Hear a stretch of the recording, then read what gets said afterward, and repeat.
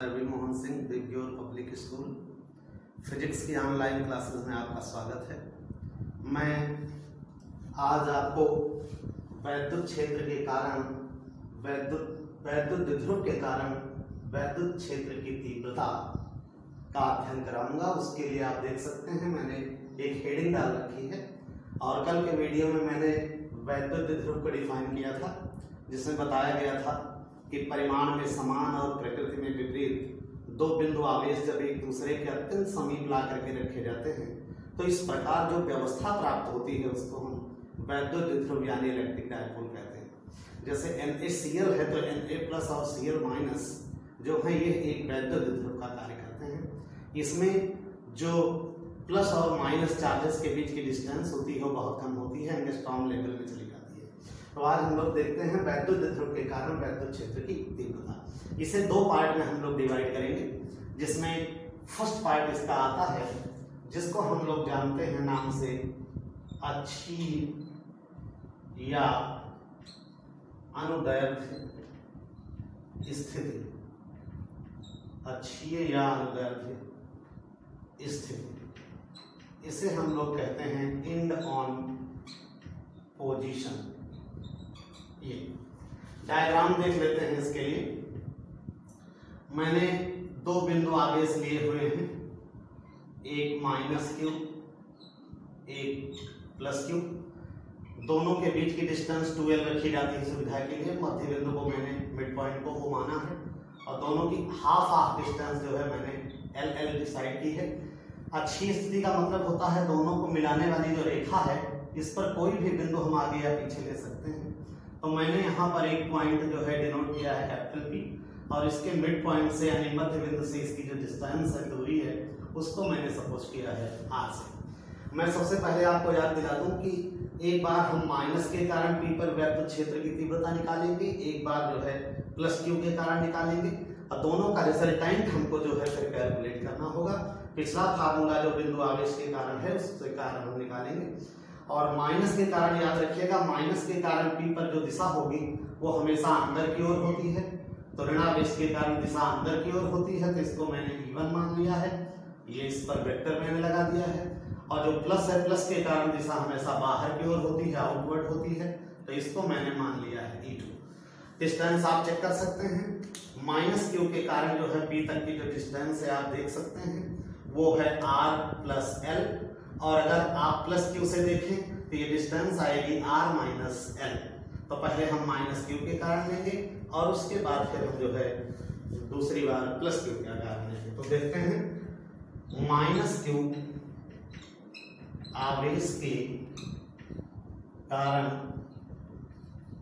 बिंदु P पर वैद्युत क्षेत्र की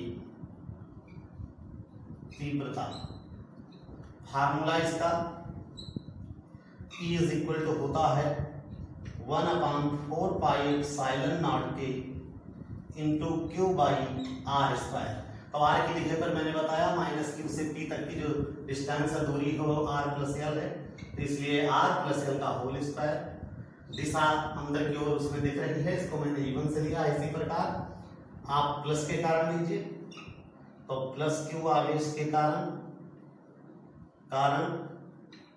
बिंदु P पर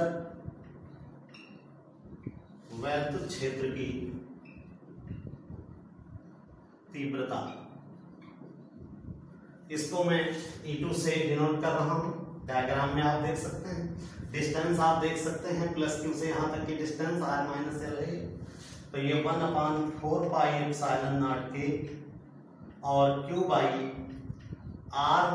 L का होल स्क्वायर। याद रखिएगा वैद्युत क्षेत्र की तीव्रता जो E होती है सदिश राशि होती है। सदिश राशि में कभी भी नेगेटिव सिंबल नहीं लिया जाता। उसका काम जो है केवल डायरेक्शन बताने के लिए होता है, जिससे अंदर या बाहर हो।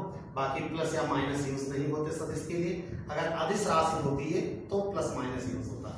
अब हम लोग देखते हैं कि यहाँ चित्र में आप देख सकते हो कि दोनों की दिशाएं जो हैं विपरीत हैं। विपरीत होने के कारण बड़े से छोटे को आप सब्सट्रैक्ट कर लेंगे। इसका आप देखते हैं जो हर है वो बड़ा है, इसका मतलब है कि E1 जो है छोटा होगा और ये R - L छोटा है इसलिए बड़ा होगा। तो अतः हमें निकालना है बिंदु P पर वैद्युत क्षेत्र की परिणामी तीव्रता। तो परिणामी तीव्रता को अगर हम देखें तो E is equal to 1/4 pi epsilon naught के। और सबसे पहले तो हम ये देख लें कि क्यों बड़ा है। तो बड़ा जैसे कि मैंने बताया था E2 है, तो पहले आप E2 ले लो माइनस E1। फिर आप देख सकते हैं दोनों में जो कॉमन हो, कॉमन लेकर के आप सब्सट्रैक्ट करिएगा। तो Q/4 पाई एप्सिलॉन नॉट के तो आपका कॉमन हो गया, बचेगा आपका 1 यहाँ से R minus L whole square और फिर -1/R plus L whole square. इसको हम लोग जो है सॉल्व करेंगे। तो सॉल्व करेंगे तो आएगा Q/4 पाई एप्सिलॉन नॉट के और एलसीएम इसका दोनों का आप लीजिए। तो एलसीएम बनेगा आपका R square minus L square का होल स्क्वायर। यहाँ आएगा R square R plus L whole square minus यहाँ आएगा R minus L whole square. अगले बार में अगर आप आएंगे तो Q/4 पाई एप्सिलॉन नॉट के ये बाहर ही है। उसके बाद इसको आप ओपन कर दीजिए ब्रैकेट को, तो R square plus L square और प्लस 2RL माइनस, इसको सिंबल सहित में ओपन करना हो तो R square minus L square plus 2RL हो जाएगा। और अपान में आपका ये आ रहा है ये R square minus L square का होल स्क्वायर। उसके बाद मैं इधर आ रहा हूँ किनारे पे, कॉर्नर पे। तो आप देखेंगे पहले तो ये देखिए यहाँ R square L square cancel हो जाएगा। ये दोनों मिलकर के हो जाएंगे 4RL, लेकिन इसको मैं 2 × 2 करके लिखूंगा सुविधा के लिए। तो आप यहाँ देख सकते हो Q/4 पाई एप्सिलॉन नॉट के ये हो गया आपका। और यहाँ आपका जो मैंने बताया था कि 4RL है, तो इसको मैं लिख रहा हूँ 2 × 2RL। इस तरह से फायदा भी आपको पता चलेगा इस तरह से ये। उसके बाद बताया गया था आपको पिछले टर्म पे कि वैद्युत ध्रुव आघूर्ण P जो होता है वो 2QL होता है। तो यहाँ से आप ये 2 ये Q ये L रिप्लेस कर दीजिए। रिप्लेस आप करोगे तो ये 1/4 पाई एप्सिलॉन नॉट के।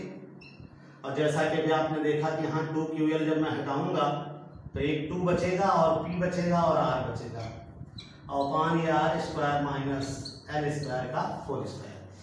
क्योंकि L जो है अभी बात हुई थी बहुत छोटी डिस्टेंस है, लेस देन R। तो अगर ऐसा है तो आप जो है R square minus L square nearly आप R स्क्वायर ले सकते हैं, क्योंकि L स्क्वायर बहुत छोटा हो जाएगा। तो ऐसे में आपका बचेगा E is equal to 1/4 pi epsilon naught के। और इधर आपका ब्रैकेट में रह रहा है 2PR/, ये आप जैसा कि देख रहे हैं कि R स्क्वायर का होल स्क्वायर R⁴ हो जाएगा ये। तो यहाँ से आप जो है एक R कैंसिल कर देंगे ये, तो ये बचेगा 1/4 पाई एप्सिलॉन नॉट के। और इधर आपका बच रहा है ब्रैकेट में 2P/R³। तो इस तरह से वैद्युत क्षेत्र की तीव्रता वैद्युत ध्रुव के कारण, जहां P जो है वैद्युत ध्रुवाघूर्ण और R जो है आप देख सकते हैं द्विध्रुव के मध्य बिंदु से उस बिंदु तक की दूरी है जहां पर परिणामी वैद्युत क्षेत्र की तीव्रता हमें ज्ञात करनी है। और एप्सिलॉन नॉट याद दिला दूं मैं आपको, हवा या निर्वात की वैद्युतशीलता, और K कहलाता है माध्यम का परावर्तकता। याद रखिएगा वैद्युत क्षेत्र की तीव्रता एक सदिश राशि है। कैपिटल E की जो परिणामी की दिशा होगी बिंदु P पर, ये हमेशा ये ध्यान रखिएगा। अगर ये दोनों विपरीत हैं तो जिसकी जो परिमाण में बड़ा होगा उसी की तरफ डायरेक्शन जाएगी। आप देख सकते हैं यहाँ E2 बड़ा था हमारे इसमें, तो E2 अगर बड़ा है, E2 क्यों बड़ा है? क्योंकि इसका देख सकते हैं E2 में इसका हर जो है छोटा है, इसलिए E2 बड़ा है। तो बड़े की दिशा में जो है परिणामी आएगा, यानी E2 की डायरेक्शन में परिणामी होगा E2P/R³। तो ये अच्छी स्थिति के कारण आपका ये वैद्युत क्षेत्र की तीव्रता हेतु जो है व्यंजक है। मैं फिर आपको याद दिला दे रहा हूं कि वैद्युत क्षेत्र की तीव्रता सदिश राशि है। जो लोग फार्मूला भूल रहे हो मैं याद दिला दूं कि अगर कोई बिंदु आवेश जैसे Q है, इससे अगर स्मॉल r दूरी पर कोई बिंदु P है, यहाँ पर अगर वैद्युत क्षेत्र की तीव्रता आपको निकालनी है तो इसका फार्मूला आप याद रखिएगा 1/4πε0 K और into Q by R square.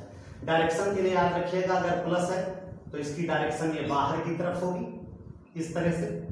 तो याद रखिएगा अगर ये माइनस होता है तो इसकी डायरेक्शन हमेशा जो है अंदर की तरफ होती है। इसकी डायरेक्शन के लिए मैं नीचे और बनाए दे रहा हूँ यहाँ पे छोटा सा।